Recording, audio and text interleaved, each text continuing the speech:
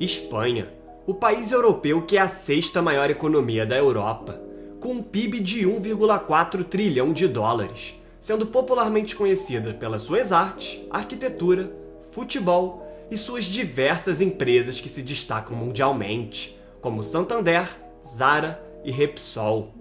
Além disso, recentemente, a Espanha vivenciou uma grave crise financeira, causada principalmente pela bolha imobiliária, levando o país a correr sério risco de falência, precisando ser salvo pelo Banco Central Europeu. No entanto, quando se fala da Espanha hoje, não se imaginava que até 2007 o país era um dos mais prósperos do continente europeu e estava em um período de alto otimismo econômico. Todavia, com o cenário conturbado mundialmente, a Espanha parece estar novamente caminhando para uma inevitável falência. E nesse vídeo, vamos entender como a Espanha corre um sério risco de entrar em colapso, além de mencionar seus desafios para o futuro. Para entender a história da Espanha moderna, primeiro precisamos olhar para a situação do país em 1975, após a morte do ditador Francisco Franco, que governou a nação por 36 anos, em um regime marcado por uma repressão brutal na parte social e adaptável na parte econômica, com um início ruim devido ao excesso de isolacionismo e posteriormente a prosperidade econômica a partir do fim da década de 50, com a estabilização econômica e reformas liberalizantes. Naquele momento, terminava o milagre econômico espanhol, onde a Espanha cresceu anualmente em média 7,1% entre 1961 e 1974, impulsionado por reformas governamentais e o crescimento dos vizinhos europeus, junto a um fluxo de investimentos estrangeiros no país, que contribuíram para o desenvolvimento espanhol e de sua indústria, mas notoriamente automotiva, o que fez com que a Espanha seja até hoje um dos principais produtores de carros mundialmente. Com o fim da ditadura franquista, a Espanha passou por uma conturbada transição para a democracia, adotando novamente o regime de monarquia constitucional.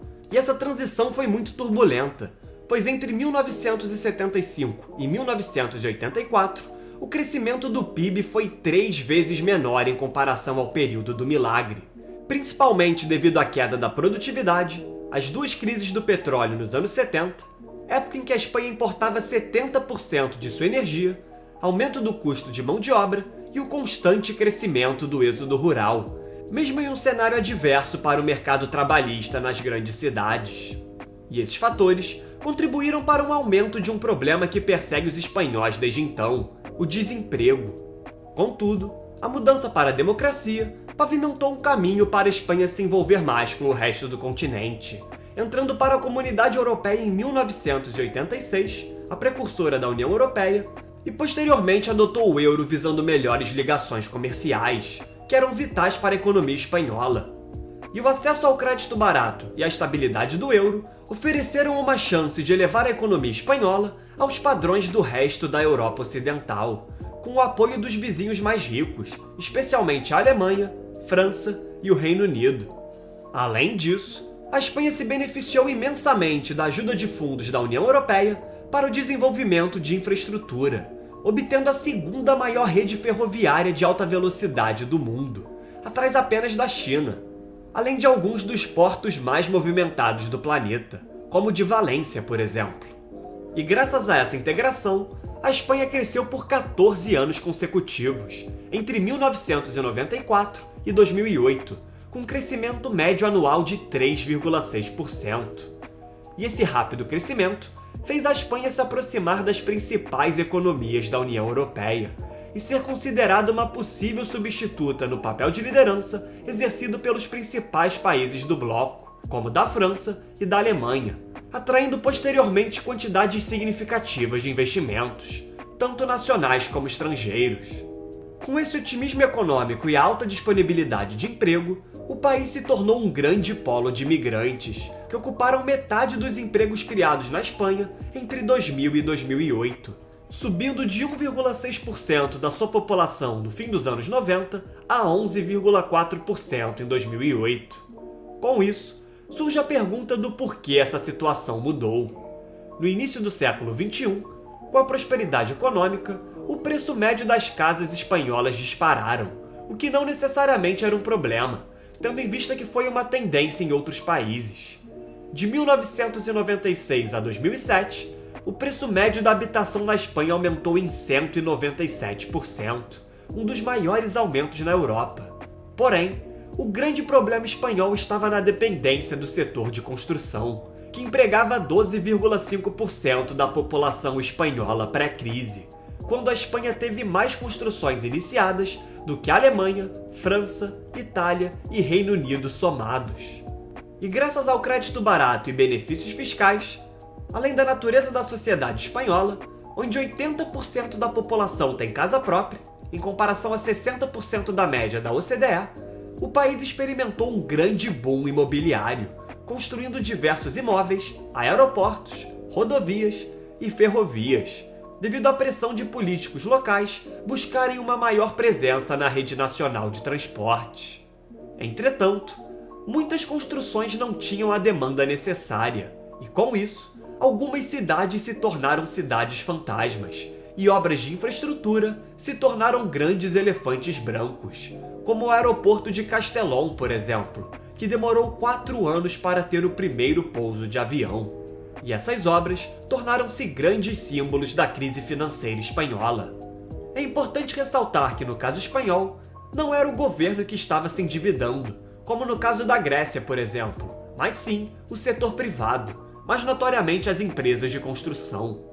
Para se ter uma ideia, a dívida privada na Espanha atingiu 276% do valor do PIB em 2007, e boa parte desses empréstimos eram fornecidos por bancos regionais, devido à alta descentralização do país, onde os governos locais têm grande autonomia na área fiscal.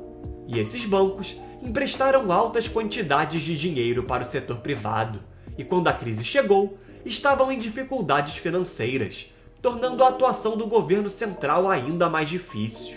Com a crise global de 2008, o crédito secou e o boom imobiliário terminou bruscamente. O desemprego, que era de 8% naquele momento, subiu para 26% em 2013. O setor de construção, antes tão aquecido, teve 3,4 milhões de casas abandonadas e se encontrava com dívidas equivalentes à metade do PIB espanhol. Nesse momento, ficou evidente que sua dependência econômica pelos setores de construção e turismo era algo insustentável ao longo prazo. Além disso, a estrutura da zona do euro não permitiu à Espanha lidar com a recessão de forma eficaz, pois ao aderir ao euro, o país também concordou em renunciar parte de sua soberania sobre o controle de políticas monetárias e sua capacidade de controlar a taxa de juros para liberar crédito e estimular o investimento. Em um cenário como esse, países como Grécia, Itália e Espanha poderiam amenizar o impacto da crise com a desvalorização de sua moeda e, consequentemente, tornar suas exportações mais competitivas. Com isso, os espanhóis ficaram com poucas ferramentas para combater o colapso de sua economia. Com os bancos e seus principais setores em colapso, primeiramente o governo espanhol teve que salvar os bancos, com a zona do euro disponibilizando 100 bilhões de euros para a recapitalização do setor bancário espanhol. Posteriormente, o governo aumentou os gastos públicos para fomentar a recuperação econômica. Todavia, a época de responsabilidade fiscal ficou para trás, e o governo espanhol é notório pela gestão política excessivamente intervencionista, demonstrando incompetência em fazer reformas relevantes para estimular a economia, além de ter gastos públicos ineficientes, com a dívida atingindo atualmente 117% do PIB espanhol. Além disso, é importante citar que há uma diferença entre a dívida espanhola em comparação com a japonesa, por exemplo, que é a maior do mundo. Pois apesar dos japoneses terem uma dívida muito grande, boa parte dessa dívida é financiada internamente, através da poupança interna. Já no caso espanhol, nos últimos anos, 40% da dívida contraída estava sendo comprada pelo Banco Central Europeu, ou seja, esse endividamento só foi possível devido à Espanha se apoiar nesse órgão externo, que emprestava dinheiro barato para evitar o colapso da economia espanhola. Mas agora, com a guerra da Ucrânia e a inflação atingindo 8,6% em junho de 2022, um valor extremamente alto para padrões europeus, o Banco Central Europeu resolveu segurar essas injeções de dinheiro e aumentou a taxa de juros pela primeira vez em 11 anos para segurar a inflação.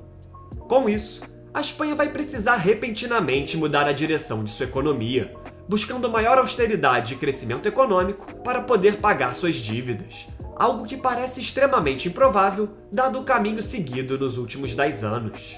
Em 2014, a Espanha começou a se recuperar devido à produção mais atrativa do que diversas nações europeias e a reformas visando flexibilizar leis trabalhistas e reduzir o custo de mão de obra.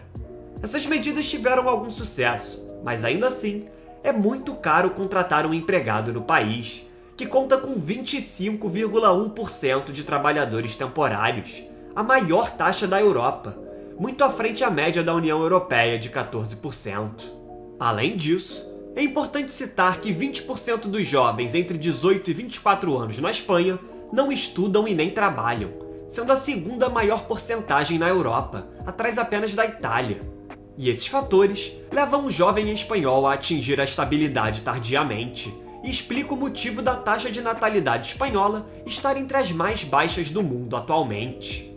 E assim como boa parte dos países desenvolvidos, há uma crescente preocupação com o envelhecimento da população espanhola, com estimativas da ONU que em 2050 a Espanha terá a maior porcentagem de idosos do mundo, com 37% de sua população estando acima dos 65 anos. E essa estimativa não é surpreendente, pois o país tem a sexta maior expectativa de vida do planeta, com 83,2 anos em média. E hoje, para cada aposentado, existem 4 trabalhadores, mas em 2050 haverá apenas um trabalhador para cada pensionista se essa situação não mudar. Essa instabilidade do sistema trabalhista e a estrutura corporativa característica do país também tem um peso para a dificuldade da nação em lidar com a pandemia e sua recuperação posteriormente. Para se ter uma ideia, cerca de 90% das médias e pequenas empresas na Espanha têm menos de 10 funcionários, em comparação a 75% da Alemanha. Nesse contexto, em tempos de crise essas empresas são mais vulneráveis, pois têm menos acesso ao financiamento externo e maiores despesas gerais em relação ao faturamento.